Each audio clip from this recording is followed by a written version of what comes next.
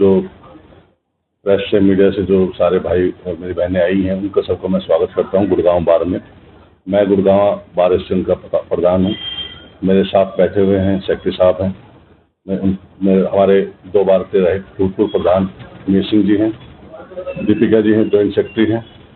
आज की प्रेस वार्ता बुलाने का मुख्य कारण ये था कि पिछले काफ़ी समय से हमारी कुछ जायज़ मांगे हैं, जिनमें से चैम्बर्स, वकीलों के लिए चैम्बर्स की सुविधा के लिए हमने लैंड सरकार से रिक्वेस्ट की हुई थी कि हमें कुछ लैंड दे दें ताकि हम उन पर चैम्बर वकीलों के बना सकें और जो लिटिगेंट हॉल वगैरह आदि सुविधा बना सकें, और जो नए वकील आते हैं उनको कहीं पर बैठने के लिए स्पेस मिल सके, वो अपने ढंग से बैठ के कानून व्यवस्था की जो भी जिस कार्य के लिए वो आए हुए हैं तो वो पूरी कर सके और अपने लिटिगेंट्स जो भी उनके पास जो उनके क्लाइंट्स आते हैं उनको न्याय दिला सके।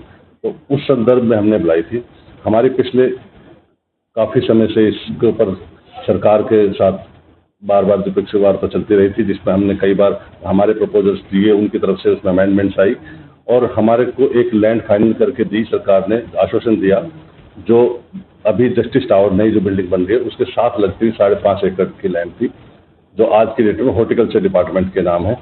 उसकी वो लैंड हमें सरकार के द्वारा ऑफर की गई और आश्वस्त किया गया कि जो वकीलों के, क्योंकि वो कोर्ट के साथ लगती हुई ज़मीन है, तो वकीलों के लिए और लिटिगेंट्स के लिए वहाँ पर वो लैंड हमें दे देंगे ताकि वहाँ पर हम अपने चैम्बर्स बना सकते, सीट्स बना सकते और जो भी न्याय प्रणाली है उसमें जो सुचारू रूप से कार्य कर सकें। तो सरकार की तरफ से शुरुआत में बहुत जोर शोर से करा गया काम, लेकिन अब पिछले कुछ महीनों से ऐसा लगता है कि वो हमारी फाइल वापस से अटक गई है।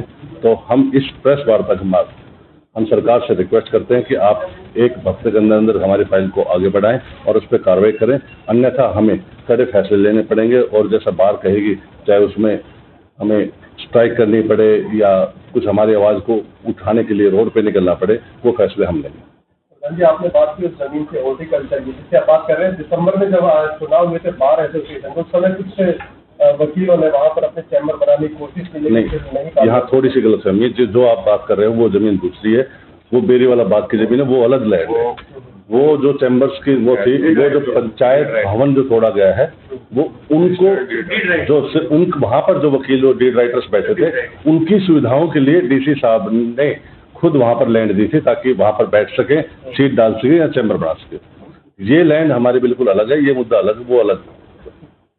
प्रधान जी, 13 साल का लंबा समय, अब 7 दिन का अल्टीमेटम, दोनों विधायकों का अथक प्रयास, सत्यप्रकाश जरावता जी की बात कर रहा हूँ और सुधीर सिंह, क्या असल में लापरवाही की पेट शराब का यह मुद्दा या फिर कुछ इतना जटिल मुद्दा? मैं इसको लापरवाही शब्द से तो नहीं जोड़ूंगा, बट हाँ कहीं ना कहीं कुछ ना कुछ तो ढील रही है जिसकी वजह से ये मुद्दा इतना कारगर साबित नहीं हो पाए, हमारे को हक में फैसला नहीं हो पाए। 13 साल की लड़ाई को मैं शॉर्ट में करूंगा, क्योंकि पहले कई बार प्रपोजल्स आए, वो बदलाव हो गए, तो हम उसको पिछले प्रपोजल्स में ना अटके रह जाएं।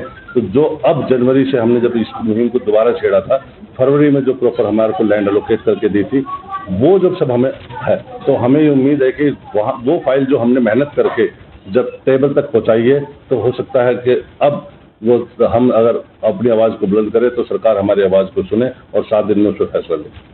अगर 7 दिन बाद फैसला नहीं होता है तो क्या अगला कदम होगा? हमने जैसा कि आज समय जैसे अभी है, तो क्या चुनावों का बहिष्कार भी किया जाएगा आपके द्वारा? जैसा कि आज आपने देखा कि ये जो मुद्दा है वो सिर्फ एक आदमी का नहीं है या एक सरकार का या मौजूदा सरकार का नहीं है, ये मुद्दा पूरी बार का है। और इसलिए आपने ध्यान दिया हो तो पिछले 10 से 12 बार के जो प्रधान थे वो सब सारे साथ आज जुड़े हुए थे। ये मुद्दा बहुत जटिल मुद्दा है।